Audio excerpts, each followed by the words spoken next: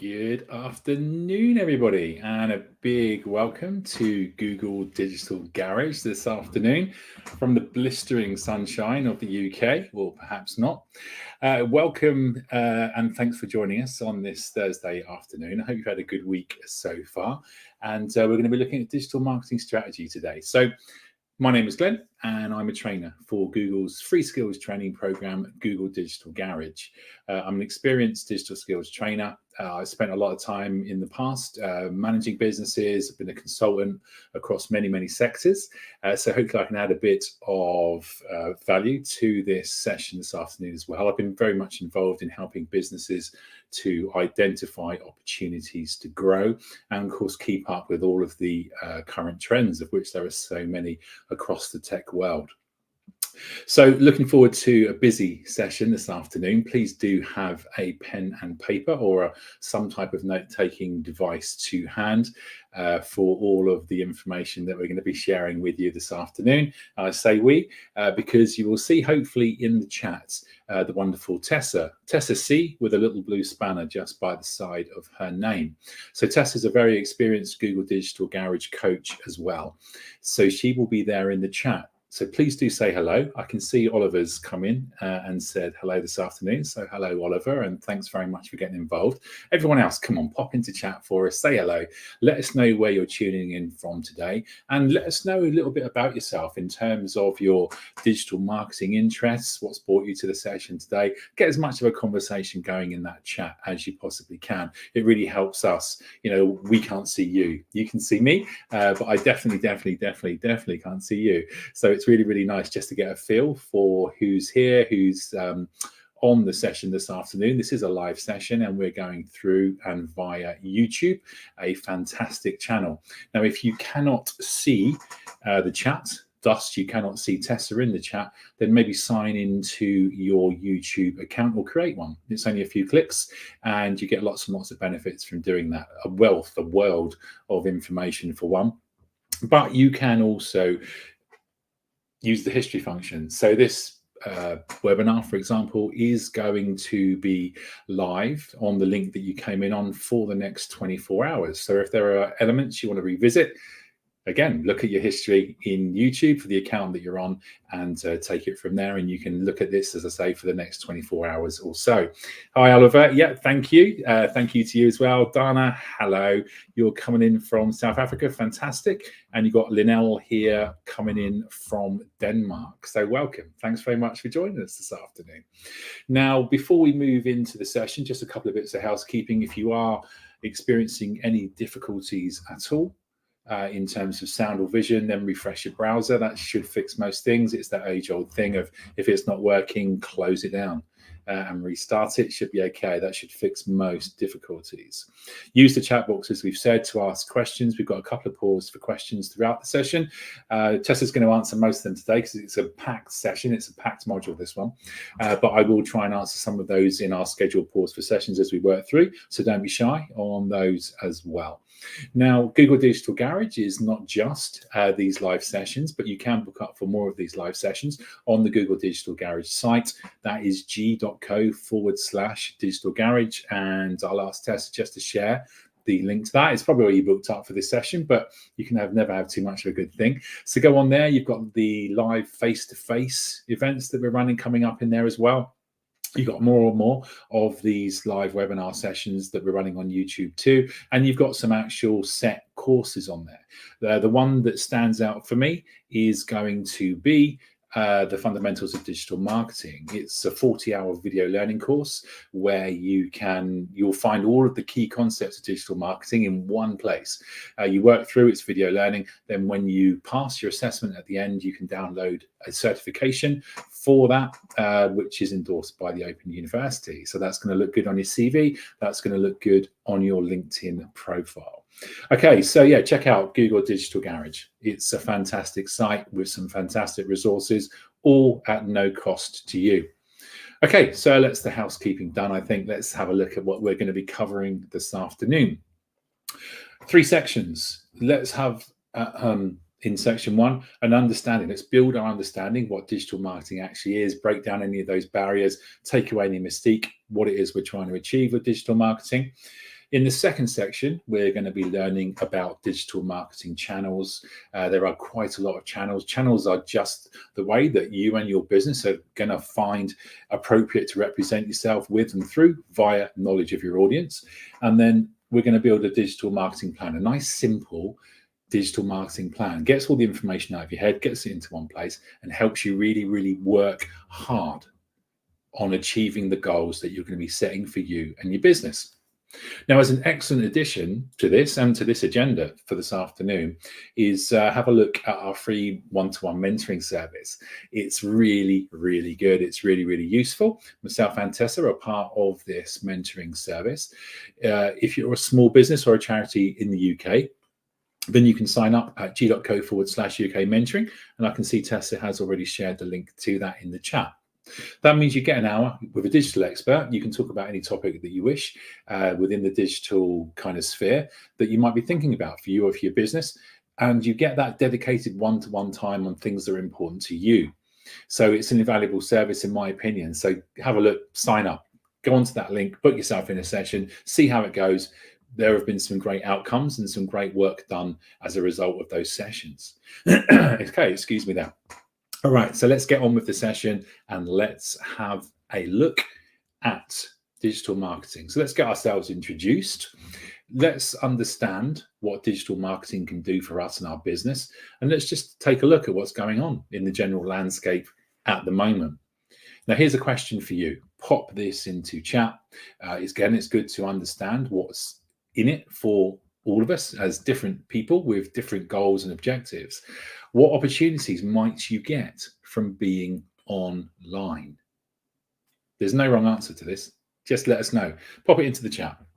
What opportunities do you think you might get from being online? So while I'm letting you mull that one over, I'll try and keep an eye on the chat and just make sure that I can pick up any answers that do come in. Let's have a look at a very fundamentally important issue when it comes to being online, the internet world, and of course, smartphones. We live in a mobile world, as it says there. Mobile's the device of choice, that device that was always apparently appears in reach. There's mine. Face down, by the way, at this stage. But nonetheless, it's there and it's ready. This is how we kind of live our lives at the moment, I think. There's so much information we can gain from a device with an internet connection. So therefore, think about that as a marketing opportunity too. Look at the facts on the screen. 80% of people are going to be buying online. 2.5 billion smartphones in use today, device of choice. And across the world, 60% of searches are done on mobile devices. Now, what does that tell us? That tells us that we are on the go, that we have found a way now to be connected and to do a lot of things that we might have had to set time aside for on the go, on the bus, on the train, on our breaks at work, on our lunch hours. Whatever it is we're doing, we can always, I just need to check a fact. And so we put a search query into our device and we're off. So that is equally applicable for us when we're looking for businesses too, something to really, really focus on. Okay, let's have a look. I can see Tessa's putting some of your responses there for me. So Stevie, reach customers that cannot meet with you in person. There's an online opportunity. Perfect. Linnell, easy to add, change what you're offering. Exactly. You are able to demonstrate the products or the services that you offer and keep people interested by giving different angles and different perspectives on what you're doing. And Dana, exposure towards consumers and potential buyers. Exactly. That's what you need, isn't it? You need that exposure. You need people to know what you're doing. You need people to find you in the first place in a really, really competitive market. So bearing all of those answers in mind, and they are, as Tessa says, great answers. They're brilliant. Very, very switched on indeed. Remember the impact of the mobile and the smartphone in that, and creating everything that's going to be mobile and smartphone friendly. So one of the things that we have touched on here a little bit is that we can reach more people globally by being online, because, you know, we, except in a few certain instances, you can reach anywhere. You can tap into any particular country's internet structure and businesses that operate in that country. Again, there are a couple of exceptions, but nonetheless, generally, you know, there are billions of potential connections available online for us across the world. So you can expand your customer base. That's important. People from all over the world can find you online just as much as you can find them. And people use search engines to look for businesses, products, services, research, learning, education, entertainment. All of these things can start to form an integral part of your digital marketing strategy. So exactly as we've said, being online, you can be found by more potential customers. There are going to be lots and lots of advantages and lots of ways for us to capitalize on this, which we're going to demonstrate now as we work through this module. Now, we've mentioned customers and audiences a couple of times. So if you have a look on the screen, you're going to see a tool called Google Trends. So I'm going to ask Tessa if she would be kind enough to share the link for Google Trends. What does Google Trends do? Google Trends tells you what people have been entering into search engines right the way back to 2004. So you can start to see how certain phrases, keywords, so important to your overall mobile website strategy, for example, keywords that have been used, search terms that are being used. This is language that you can exploit for your own purposes, for your own business. You can find out what terms are trending in your particular product range or industry or service type. And you will also get suggestions of other similar terms that are coming up. There is, keywords are so important, which we will touch on a bit later on. But you can see on the screen running shoes and the comparison of terms. You can go back a week, you can go back a month, you can go back a year, 5 years, all the way back to when searches really began. And there's an absolute plethora of data from all over the world, all territories, to help you to refine your strategy for the territory you're in to reach the customers that you need. Now, to add to that as well, you also have the Google Marketing Platform, where you have Google Analytics. Now, Google Analytics is a beautiful tool. Why is it beautiful, Glenn? Well, that is because it tells you so much about the audience that you're trying to appeal to. We don't want this kind of wide audience base. That might sound like an odd thing to say. What we want is targeted customers that are interested in our types of products and services. We need to understand, as you'll see from the analytics mock-up on the left there, what's our key age range? Who are we appealing to? Who are we talking to? Who are we devising content for? And on that mock-up, you can see 25 to 34 is going to be our key demographic. Now, we can also get gender splits, male, female, so that we can understand, again, a bit more about our audience. The more we understand about our audience, the better.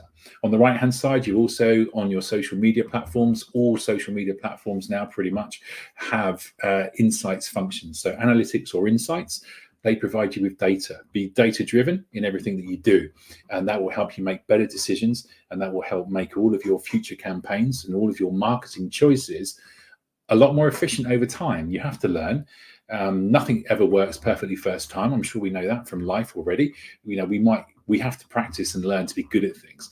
When you use insights and analytics functions, then you are learning to be good at something, and you're going to get better with that experience. Now, one of the opportunities of being online is communication and support. It could be the thing that makes you stand out from your competitors, but to my mind, this is my opinion, is that if you are running a business online, and you do start to move into some of these channels, especially social media, then you become your own customer service department. So stand out and provide good customer service to your customers and to your audience. I think it's going to be one of those things that, we all like reviews, but we like good reviews. How do we get good reviews? We treat our customers well, we're attentive, and we're able to be essentially the solution to their challenges, the challenges that they're entering into their search engines. You can see examples of customer service. Scott Allen there, his pizza's not arrived. He's checking online. Where's my pizza, please? Because I want it now. You can also advertise your products. I've eaten a lot of chocolate in my life. Top left here at Cocoba Chocolate is the best of any. Again, getting that awareness out there. And you can also see that you can push your own business and that you can show people the things that you're good at, the things that you could help them with. A huge part of the internet is helping people out. So the body transformation personal training, it's got a 5.0 star rating that means they're probably credible and trustworthy because they've got 11 reviews and everyone said they are. Well, that's a perfect review score. So on that basis, they've got to be doing something right. So think about the power of reviews for you and your business as well. Okay, so we've identified now, I think, a number of potential advantages, as well as the ones that you kindly offered up in chat as well, of being online. So let's capitalize on those. Let's work on those. Let's explore some of those a little bit more. We are going to pose. We're not going to pose for questions, but we are going to pause for questions. I can't see anything coming in at the moment, but please, again, as we work through this session, please feel free to ask as many questions as you can. We're going to answer as many as we possibly can as well. As I've mentioned before, there's a lot to cover here. So let's move on and look at some of these digital marketing channels, some of the things that we can use as individuals and business owners to really demonstrate the benefits of our business and get out and meet as many people and get many people aware of us as we possibly can. So let's have a look. We've got SEO, search engine optimization. We've got search engine marketing, SEM, so that's paid ads. We've got social media marketing, SMM, that's when you're paying for social media posts. You've got display marketing, those billboards of the internet.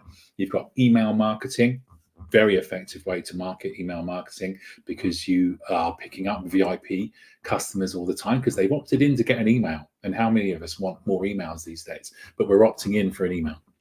And content marketing, great content like blogs, as you can see there, videos, guides, infographics.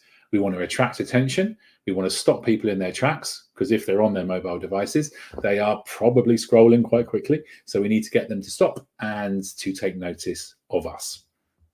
So let's start on with the first one, which is search marketing, and look at a few basics. I'm sure a few of us have seen a search engine results page, a SERP, as it's known. So we can see there demonstrated in the yellow box that we've got the search query. So that is the search query. That is the challenge for the audience or for the customer there. They want the best compact camera for travel.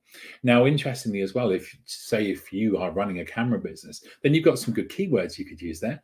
There's an example search, the best compact camera for travel. Now, if you are a camera website and you want to attract people who are looking for the best compact camera for travel, maybe that's a key phrase. That would be a long tail key phrase that you want to have in the back end of your website so that it draws on that search capability and you become part of the results that occur as a result of that search. So search queries are really, really important. Every search is a combination of keywords. Now we've also got paid text and shopping ads. You can see those in the blue underneath the search query. Ads you pay for. You pay for the privilege of being on page one of Google or page one of Bing, page one of Yahoo, whatever you're using. And yeah, you pay for the privilege. You can see there a little box which says ad in it. That's to let people know that you have paid for the privilege of being on page one. And then you've also got the organic results, which are underneath. The organic search listings, they're in green.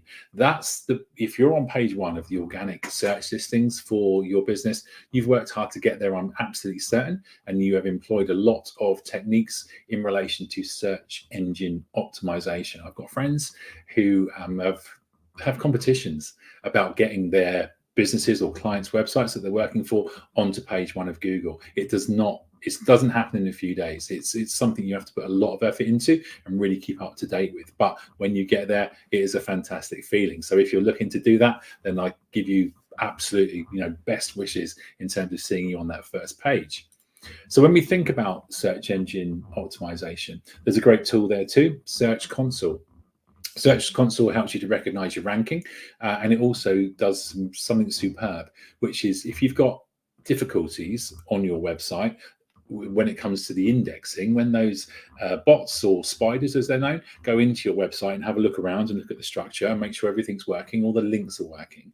If there are any difficulties, it's having in indexing your site appropriately. It will send you an email telling you that you've got a critical issue that you need to address. That's brilliant. Now, to help those spiders that we've just mentioned to understand your website even more than they will do from their own searchings, then you submit a sitemap, which is telling Google exactly how you think your site structure is. You upload it, it's an XML file. So you can look online how to upload a sitemap, and you can do that via Search Console. That's going to help you ensure, again, that your site is being seen not only by your audience, but also by Google in exactly the way that you want it to be seen. And then we want to help Google and your users to understand content. Now, we want good, accurate page titles. Relevance is a really, really important word when it comes to search engine optimization and being effective for your audience. So please, please, please make sure that everything on the customer journey is relevant and accurate to the way it's being described.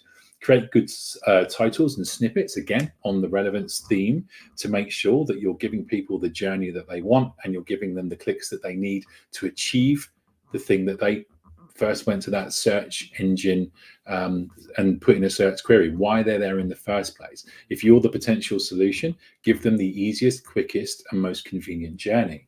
And then use your heading tags to emphasize important text. You've got H1 to about H6. That's the size of the text, and it's recognized by search engines as being important, like headlines in a newspaper and subheadlines, that sort of thing. So again, look up and perhaps do some research on heading tags to make sure that you're optimizing your ability to be seen. So when we get to SEO and tips for success, we need that keyword research. The more keywords you can get, the better. Talk to people. How would they find you and your business? What terms would they look into? Be creative, and also look at how you do it. Sometimes we're lazy and we might only put in a couple of words. Sometimes we put in whole sentences. These are all combinations and possibilities that can and possibly should end up on your keyword list. The more keywords and more combinations of terms of relevant to your business that you have, the more chance your business has of turning up on that results page as being relevant for the search that's gone into the search engine. It's a very succinct way of how that works. So publish useful, high quality content. We all have high expectations of what we find online now. So you have to play up to that and make sure that you are producing high quality content at all times. And then you make your web pages as search friendly as you possibly can. Again, relevant titles, relevant meta descriptions, all of the text is going to be something that's going to appeal to your audience and is potentially going to be the thing that they're there for, that's going to be of benefit to them. That's important as well. Now, local businesses come back very much into the fore. There are some brilliant tools. Google Business Profile is one if you're a local business, and you can be a walk-in business or you can be a service as well. You get yourself a Google Business Profile because, again, there's no cost to sign up, and it gives you an additional way to be found. And one of the lovely things about Google Business Profile, if you're looking at it on a larger screen, is that you're going to come up alongside the paid ads as that local business that's fitting the need of your search. What a great way to be found. You can also do this on Bing. Think about listings on TripAdvisor or Yell. Yell is that online version of that huge yellow book that we used to get left outside our houses that we used to reference pretty much every business in the area in. I don't see many of those around anymore. I'm not sure if that still exists, but all of these directories are going to help you on a local basis. So if you are a local business, think about getting yourselves seen on some of these local directories. Look into that in some detail. One of the examples that we've got is Rachel's Kitchen here. This is a Google Business Profile for Rachel's Kitchen. You can see good use there of reviews. So Rachel's Kitchen has got 17 reviews. There's 4.5 out of 5. So again, a business that I would see as credible and a business that I would probably actually do business with. Reviews are a really important part of our decision-making process. Again, pop it into chat. How many of you out there, I mean, I personally will not buy something now unless a business has got good reviews. How about you? Are you similar in that way? Do reviews make that much difference to you? Now, you can add photos of your business and team. So it's not all about the sell. We want a bit of background. Think about people, again, your audience. Think about how they love people and knowing about people. We love to learn about people. Social media has done this to us. Reality TV, we're just as much interested in the people behind the products now as the products themselves. So again, capitalize on that. And it says there, responds to reviews, good and bad. Again, we need to get good reviews, but if we get 10 good ones where we say, thanks very much, glad you had a great time, but then there's one review which is, okay, we know things go wrong, but it's more about how they're dealt with, isn't it? So if we look at that and we think they haven't responded to that negative review, that's something that would put me off from buying from that website, because if something does go wrong, am I going to get the customer service that we were talking about before? Am I going to get the customer service that I'm looking for? So again, that could make me go elsewhere if you're not responding to your negative reviews as well. Really worth thinking about. Okay, so let's have a look at search engine optimization, SEO, versus search engine marketing, SEM, and what the key differences actually are. So SEO, you work, you build that, you create a good experience for your website, for your customers. You optimize your keywords by doing a lot of keyword research. Your search listings are free because you have a domain, and essentially you show up in results. And it can take time, as I mentioned before, to rank on that first page of Google. Now, with search engine marketing, you pay for your search listings. You bid on keywords that are relevant to your products and your services, and the ranges for those can vary greatly depending on the other businesses that might be competing for those same keywords. But you do and can get onto the first page straight away. There's your thing. That's why. You pay for the privilege of doing that, but think of the extra awareness that potentially could bring you and your business if you need to get going quickly. So it's really worth thinking about. And it's really worth thinking about, using paid ads in a constructive way at certain times of the year, perhaps when your business is maybe more popular, or that more and more people are searching for your products or services because of whatever circumstances are around that. Maybe that's the time to have a good paid campaign to capitalize on all of the customers that are looking for you, get you that return on investment that you need. So with search engine marketing, we're going to be using a tool called Google Ads, fantastic tool, and we're going to be using the search campaign type. We're going to do that work on the keywords. So align the keywords with business goals and what your customers, or what you can see from your research, Google Trends, Google Keyword Planner. Again, actually, I'm going to ask Tessa if she will share a link to Google Keyword Planner or Google Ads even in the chat. You can use Keyword Planner without having a paid campaign or setting up your credit card details. So you can start to see the impact of keywords. Then you write a compelling ad and you focus on benefits. What is my service or my product? What's it going to do for you? Let people know, be very, very clear about that. You want to focus on your headlines and the imagery.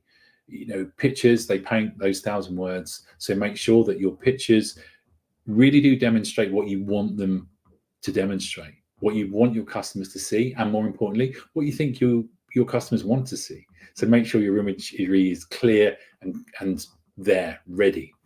And implement ad extensions. So ad extensions can add extra pieces of information underneath your business title and the hyperlink that comes up on the search engine results page. For example, if you're, just off the top of my head, if you sold cars, then as an ad extension, you could have underneath that how old the car was, how many miles it's done, and is it currently MOT'd? If you were a bakery, you could perhaps outline some of the products that you're selling, and perhaps with the prices or with the health information underneath them too. Anything you think is going to entice people in, you can add with ad extensions, and it gives you more of a chance of people clicking on you. So implement all of these tools and facilities that are available to you. So some tips for success is optimize that keyword list. So that we're saying that quite often, and that's not for no reason. That's because keywords are like those magnets that attract the search query, they attract your website. Google recognizes this could be a relevant business, because all Google and any other search engine wants to do is to give you relevant results to your search. It's their business. It's important that they give you the best results based on the information typed in. And search is much, much more complex than I think pretty much any of us could ever imagine. But in concept, your keywords need to be there. You need to work on that keyword list. If you can find, there are some tools around that help you understand the amount of keywords some businesses will have for their products. And it's not 10 or 20, it could be thousands or even hundreds of thousands built up over time. And I know I'm not saying that that's what you need to do, hundreds of thousands, of course not, but as many as possible with as many combinations as possible so that you are putting yourself in the running. So again, go to your favorite search engine, do some keyword research, watch some videos on YouTube as well about how people do their keyword research and how they can make it effective for their type of business. It's going to help.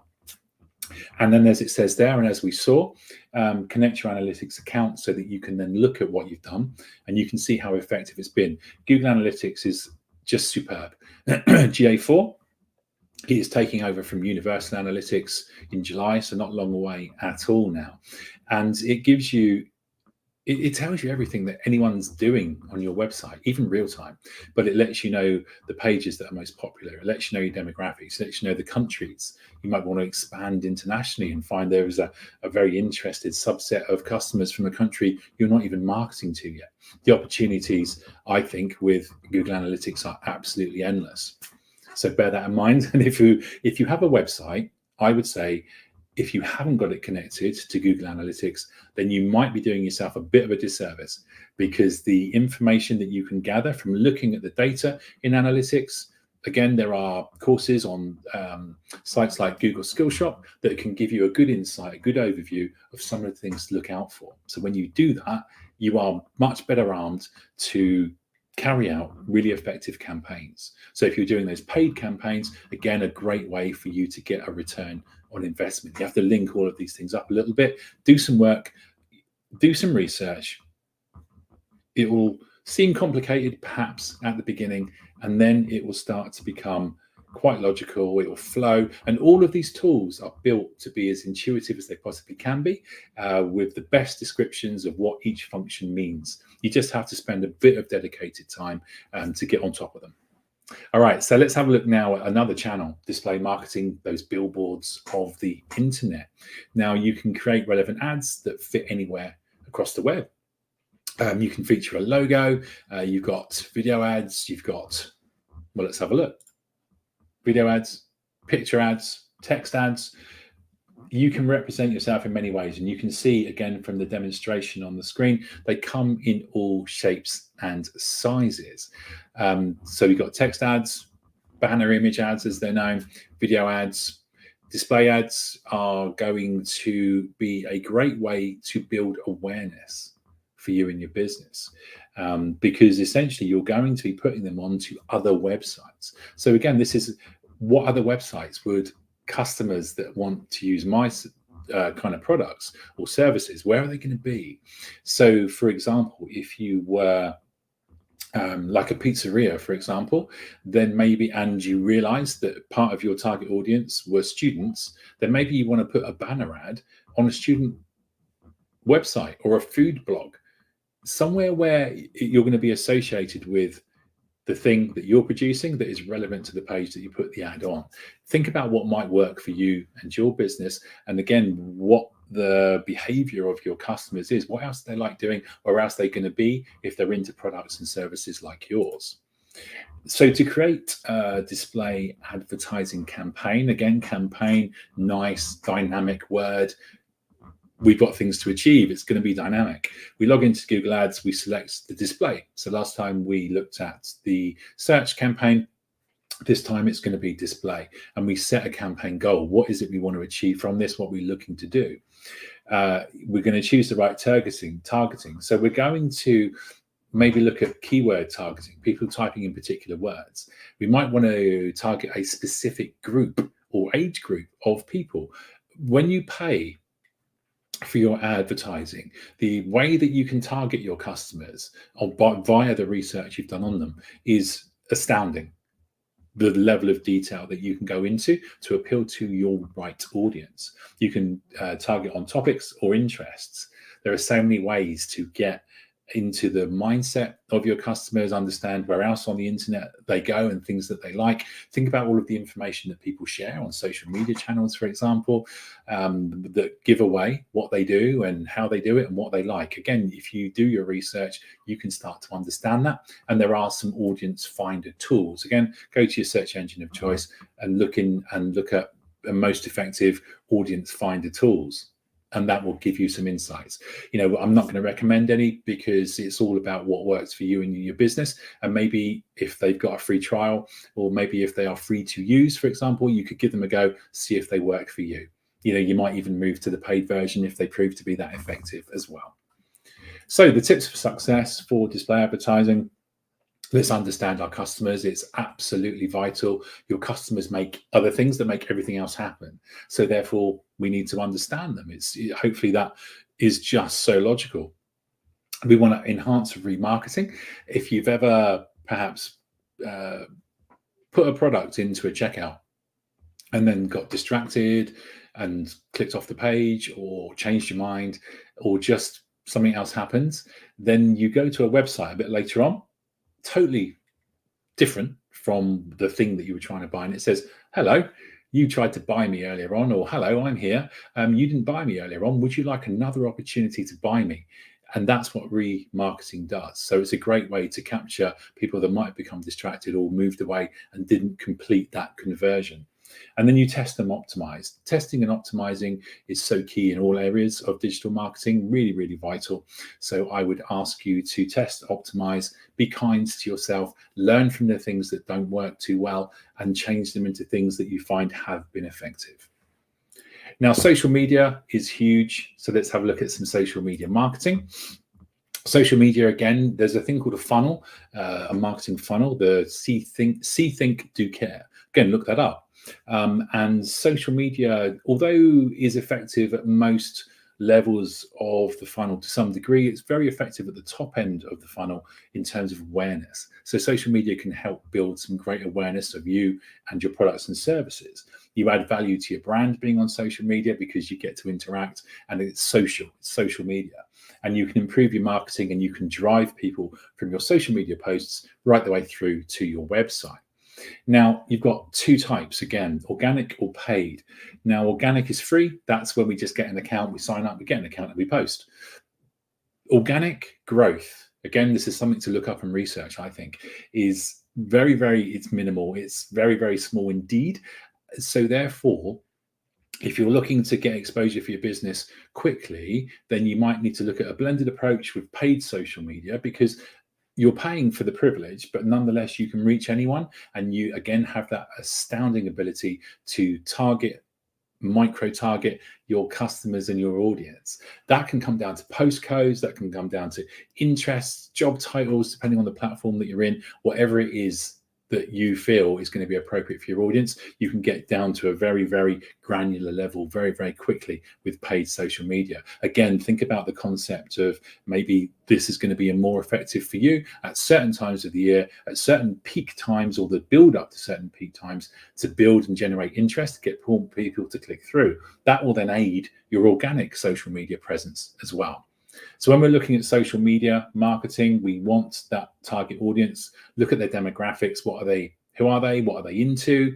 What influences them? When are they online? Again, good thing to think about. Generally, when people are online, is it their breaks? Is it early evening? Is it in the morning when they're having breakfast? Is it after they've taken the kids to school? When are people online? Choose your channels, but choose carefully. You don't have to be on them all. And I wouldn't recommend you being on them all, because that's a lot of content you've got to produce. Be on the channels that work for your audience. There might be only 2 or 3 of them, maybe 1 or 2, but probably not 9. And think about the time that you could put into producing quality, compelling posts into a couple of channels that work for your audience, which you can get from Google Analytics, by the way, in terms of the most effective channels that come through. Think about the stuff that you could create for them rather than spreading yourself too thinly across too many channels. And then think about the content. So we want photos, we want videos, we want blogs, live broadcasts like this. People love live broadcasts and the immediacy of them. So set yourself a goal. Every post has to have a goal. And if you feel you're straying from it, maybe don't post, maybe bring yourself back into the structure of the goal that you're trying to achieve. Understand your audience, what makes them tick, what makes them laugh, what makes them cry. Build that emotional connection with your audience, because that's a great way to build trust and a great way to build credibility. And then you want consistency, because we do like consistency, and we want regular updates. Now, regular updates are important across digital marketing because it helps your customers understand that you're being relevant, that you're keeping up to date, and that you're actually active. If you haven't posted for months, and again, if you're on 9 different channels, maybe filter those down and focus on channels that you can post on regularly, post great content on for your audience. And because I suppose, to put it into context again, if I go to a website and I think I want to learn more about this business, I could click on the social media links they've got at the top of the page. If I find 4 or 5 of those profiles have had nothing posted on them, or they're empty, is that business going to be as credible to me as it was before I looked? And the answer for me personally on that is no. So make sure that any presence that you've got is well populated and well done. All right, so let's move on to email marketing. We did mention before how effective email marketing can be. So this is helping you to stay really, really kind of top of mind with your customers. It's a great addition to your other digital marketing activities. You might do email marketing alongside social media, alongside display marketing. Think about, again, what is going to be a good combination for your customers to get the most from you. It builds customer loyalty and engagement, and it works well on mobile as well.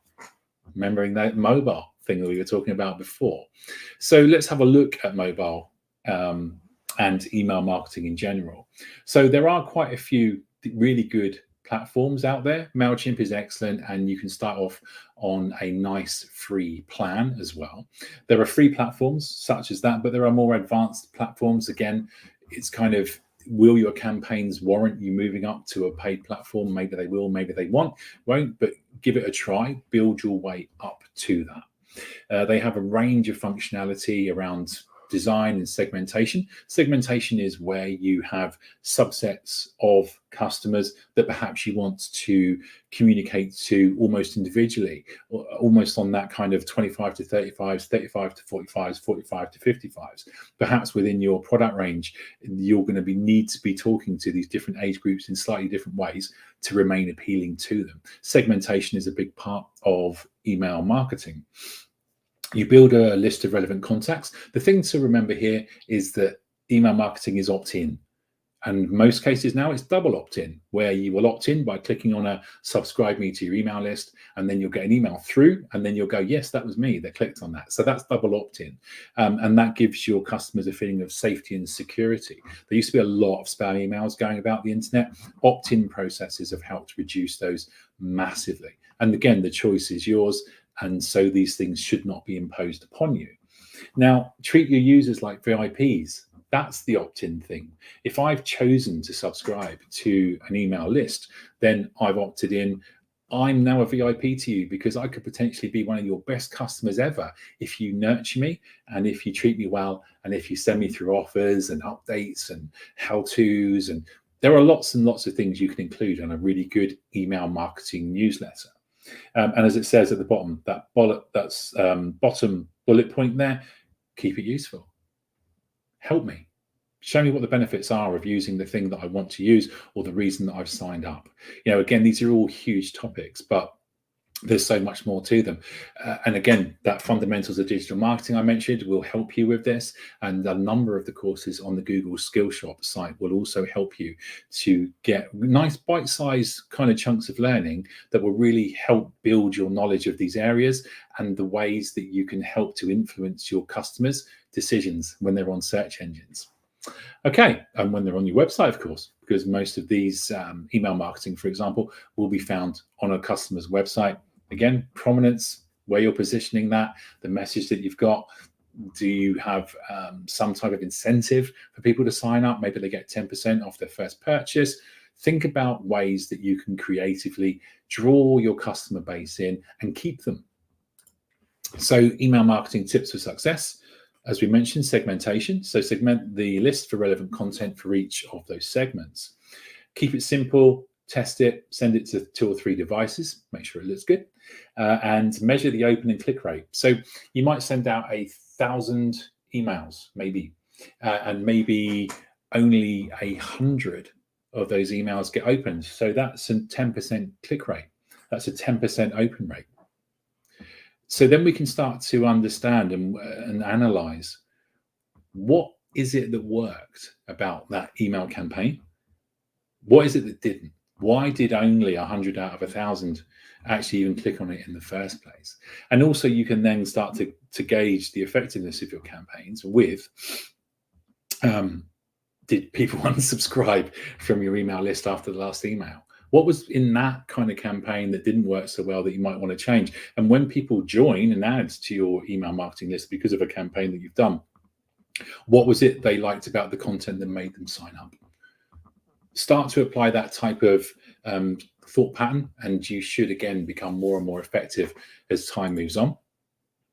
Content marketing. Now, we mentioned that we are very keen on videos. We're very keen on blogs. We're very keen on case studies and guides. There are so many ways to market yourself from a content perspective.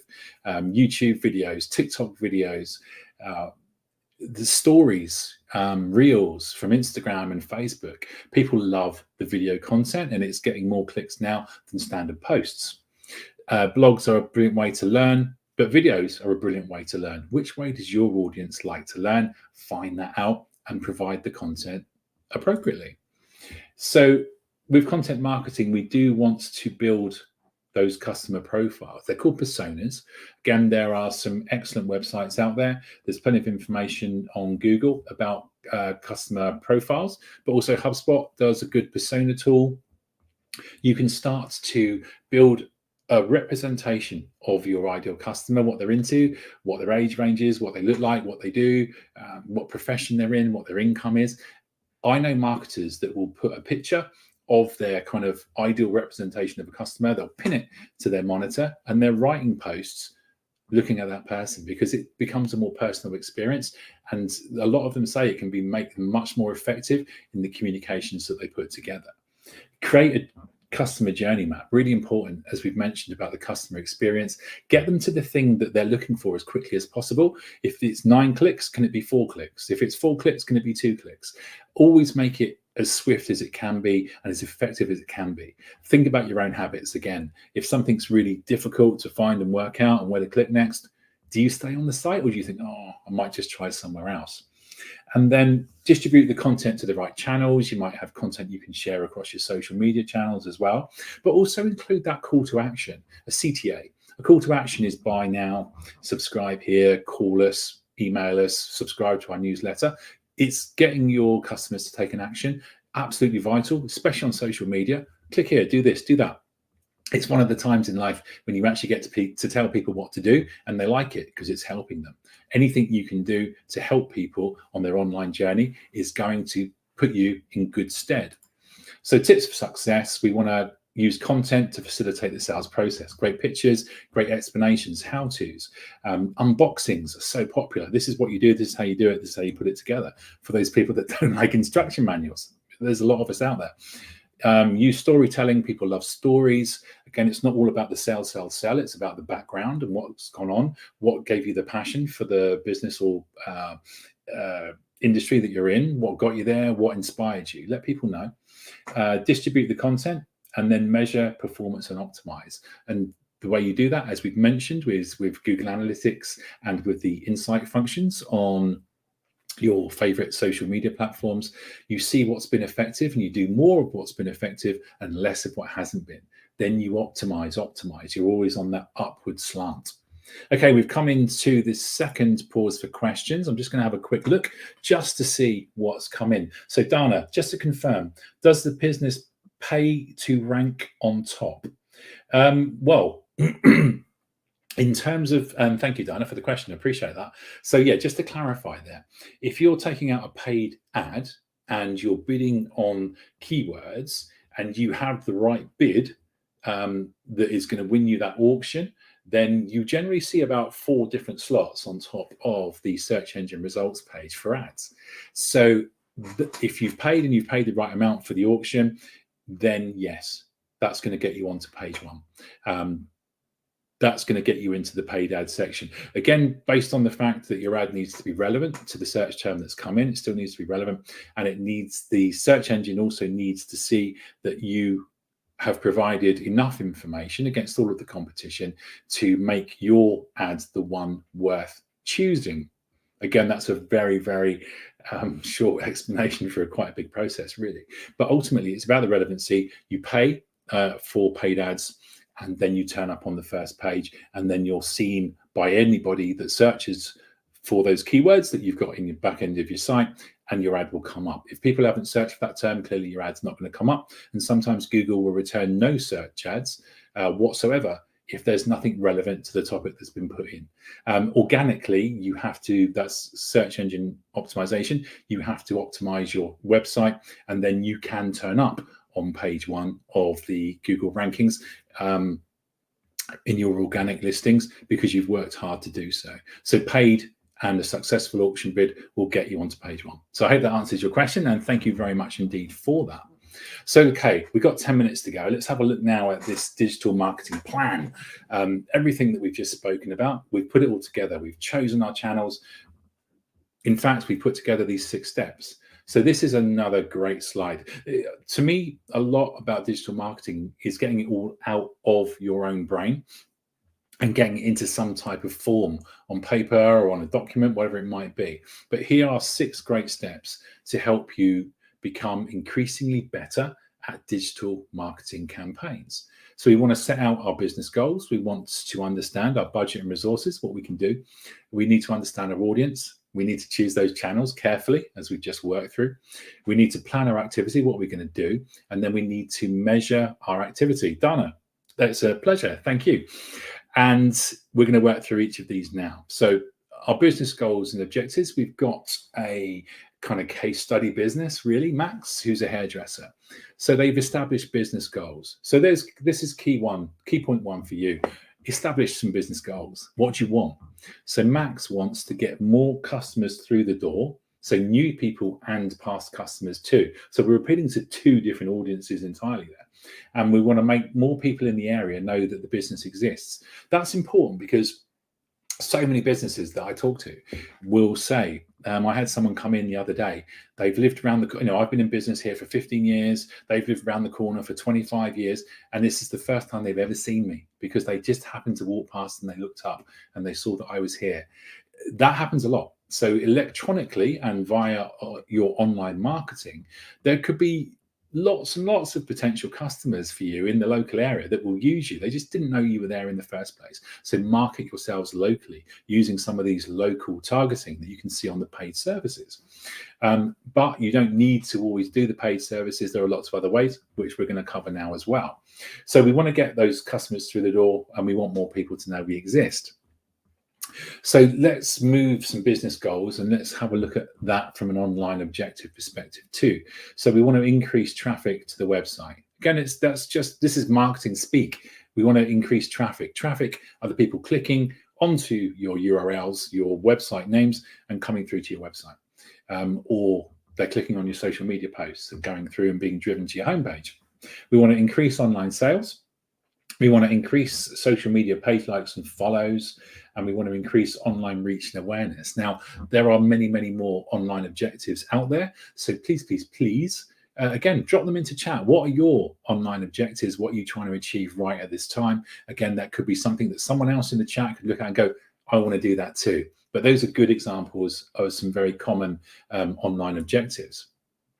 So again, it's a question of language. If you want to make more people aware that you exist, you just want to increase your online reach and awareness. If you want to get more returning customers, you're going to increase traffic. So it's just getting used to the phraseology of that. Again, some good slides to take a couple of notes from there. Translate your business goal into an online objective. Now, budget and resources is important what's possible. So Max has determined that they don't have a website and it's too much of an investment right now. Is there going to be a solution to that? And yes, there is going to be a solution to that. Maybe it's a Google Business Profile. We'll come to that in a moment. Now, audience, Max has done some work, done some of that persona building and understood the customers that are going to be most important to their business. So females in the local area. Again, how far are people likely to travel to your business? Could be walking distance. Hairdresser, good example of lots of competition around how far are people willing to travel. So this is a local perspective and a local focus. They're females, they're above 30. They normally have children and work part-time, and most of them use Facebook. So we've determined our platforms there as well. That's pretty cool, because all of that information is intelligence on the customer that's going to help us market specifically to them and for them. Now, we might want to determine out of all of the, we looked at display, SEO, SEM, social media content today, which ones of those do we want to utilize for our customers? So if we're looking to increase on those online objectives, our online reach and awareness, we might want to think about, sorry about that. Let's go back to where we were. We might want to look at display, social media, or content, top of the funnel stuff. Increase our website sales, then because we're paying for the privilege and becoming more visible because we're on page one, maybe that's our SEM. We can optimize our website using SEO. So think about the channels that you feel will be appropriate for your customers and to meet your business goals. Now we get to the important bit on number 5 of planning our activity. So we're back to the online objectives. We're going to reach more people in the local area, get more returning customers. I don't have a website yet. That's crucial. How can I use digital to help me? Okay, so as I mentioned, list your business on Google Business Profile, as it's now known, because you can create a free website. Now, that's a really cool thing. So even if you can't afford a website, you can build a very basic website out of the information that you put into a Google Business Profile. Now, we do have some modules on Google Digital Garage. Get found on Google Maps is going to be one of those. Find customers on Google Maps, sorry, I think that's called. And sign up for that and have a look at how effective Google Business Profile can be for you. Set up a Facebook page there, collect reviews and post pictures of customer hairstyles so they can see how good you are at what you do, and then use Facebook advertising to target people in the local area. So again, maybe that's a couple of postcodes. So that's your activity. Now we want to use SMART objectives there to see if we've succeeded. We need to put a stake in the ground and define a timescale. SMART gives us the ability to do that. So a SMART objective, a really good one, to increase online sales by 20% within 3 months. It gives us a timescale, it tells us what we want to do, and it tells us by how much we need to move along.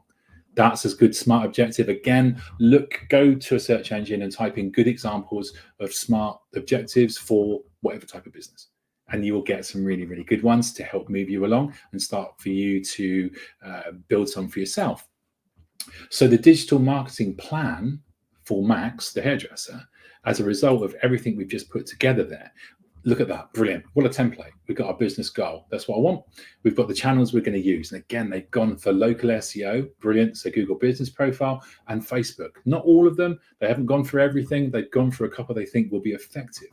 They've got their online objectives. They know their audience are females 39 to 45. They're in the local area and they're past customers. So I'm going to build a website and build visibility on Google by getting that free website from the Google Business Profile. Then I'm going to use Facebook to advertise to my target audience in the local area. Brilliant plan. And then the SMART objective, again, there is the thing that you measure at the end to see how effective you've been. And when you realize that you haven't been fully effective, then you amend your campaign and amend maybe the targets, the amount, the timescales, perhaps, to become perhaps a bit more realistic. Again, you can only be the judge of that, so that your next campaign builds on the learnings of your previous campaign. And that's kind of how it works. That's a really good way to think of it. So again, back to those 6 steps, that's really, really key. Make a note of that. Take some notes, I think, and use this. Test it on yourself. Test it on what you're doing now. Maybe look at, is this what I'm already doing? And see if this way is more effective than what you've been doing already. Hopefully it will be. All right, so we're going to pause for final questions. So what would be considered, and thank you, Dana, what would be considered 2 of the best tools to implement in a small startup business besides social media? Depends on what sort of hurry you're in, I think, Dana. I think potentially I would say a good website is always going to be a good website. So maybe SEO, search engine marketing, perhaps, in terms of those paid ads. Again, especially maybe if you have seasonal times of the year or particular periods of busyness. Maybe you're more popular in summer or more popular in winter. Search engine marketing will get you on the top of the page and get you seen by more people very, very quickly. But email marketing to build up the trust and credibility and the dedication and engagement of your customers. It really, really does depend on your business. All of these things could potentially work. Look at some here's a good answer. Look at some competition and see what they do and see if that would work for you as well. So I hope that helps. And again, that's an answer that I could talk about for hours, but we don't have time. So what are your next steps? Go back over, build a plan, look at what you're doing already and see where our template can help you in terms of making sure that you're being as effective as you can for your customers. That if you're on social media, that you're not on too many channels, that you're spreading yourself too thin. So please, please, please just evaluate your online experience to date. Sign up for our g.co/UK mentoring, because that's going to help you no end in terms of having that one-to-one time to talk about your personal challenges. Sign up for that, g.co/UK mentoring. And just as we hit time, I'd like to say thank you. I hope you found it useful. I hope you found that a bit of creative thinking, a bit of logic, and working systematically through these steps can help you be more and more effective. Sign up to Google Analytics if you've got a website. Get yourself a listing on Google Business Profile. Expand your online presence and give your customers more ways to find you. That's got to help. And always remember those keywords. So I'm going to say thank you so much to Tessa. She's been fantastic in the chat as ever. And please leave us some feedback, goo.gle/digital garage feedback. We always want to know what we can do, our customer service offering to you in terms of how we can improve. So let us know by taking a couple of minutes to fill out that feedback form. That leaves me to say thank you very much. I hope to see you again soon on another Google Digital Garage live session. And in the meantime, have a fantastic day and have a fantastic weekend. And I'll see you soon. Thanks a lot. Bye.